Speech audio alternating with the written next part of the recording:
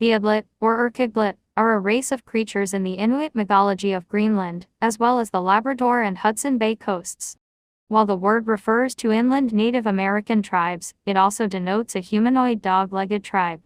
The lower part of the body of the canine Adlet is like that of a dog and their upper part is like a man's. All Adlet run quickly, and their encounters with men usually end with man as the victor.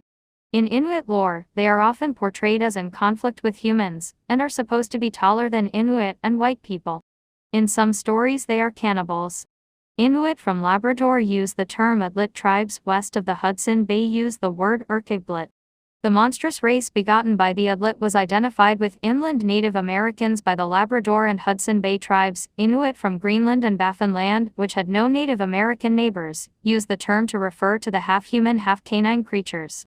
An etymology of the word is proposed by H. Newell Wardle. Adlet might come from ad below, and thus denote those below.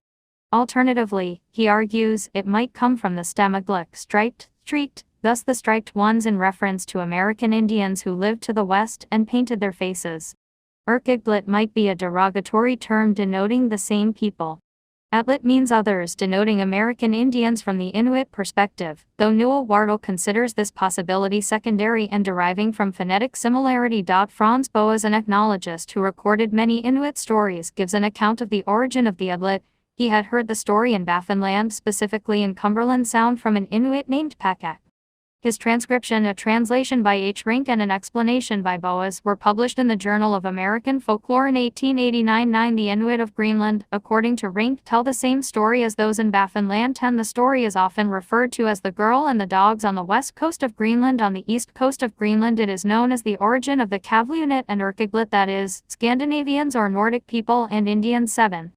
A woman, Niviarjang the girl, lives with her father Savarking, but will not marry, and hence is also called Oinigumasuchung, she who wouldn't take a husband.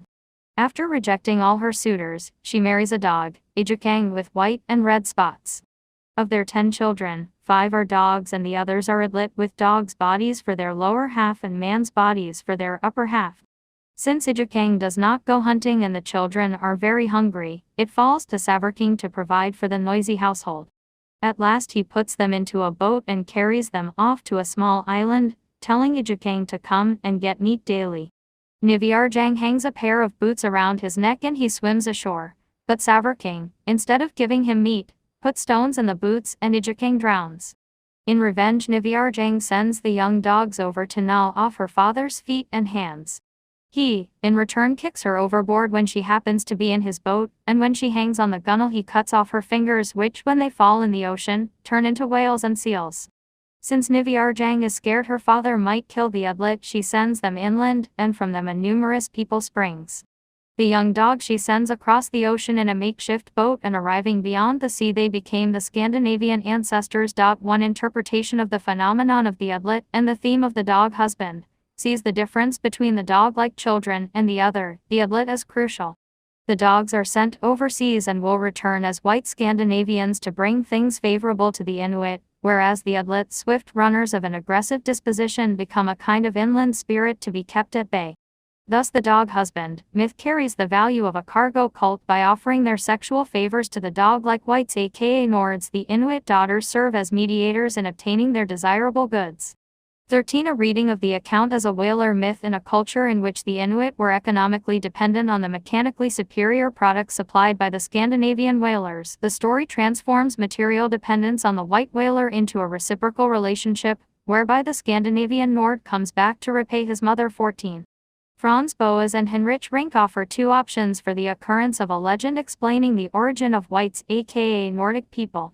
Either the tradition dates back to when the Inuit first made contact with Scandinavians, which they consider highly unlikely, or more likely, it is the adaptation of an already existing tradition, modified to account for the coming of the Scandinavians, aka Nords. 15. Rink proposes a similar explanation in a hypothetical historical narrative that also takes linguistic evidence into account. 16. The dog husband theme is paralleled in other tribal mythologies.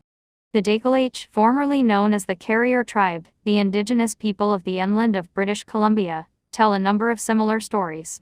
In one of those stories, a woman suspects she is being violated nightly and throws a little bag of vermilion paint on the violator. The next day she identifies him as a big dog and later gives birth to 4 dogs. 17 Father Morris, writing about this and other stories he had been told by the carrier people, posits that there might be a sort of national tradition among the Hyperborean races of America, since even the Eskimo have a story which is evidently the equivalent of it. Proceeding to summarize the account as given by Franz Boas in the Central Eskimo 1888. Similar stories, both about the Adlet and the woman who marries a dog, are told on the Siberian side of the Bering Strait, among the Chukchi.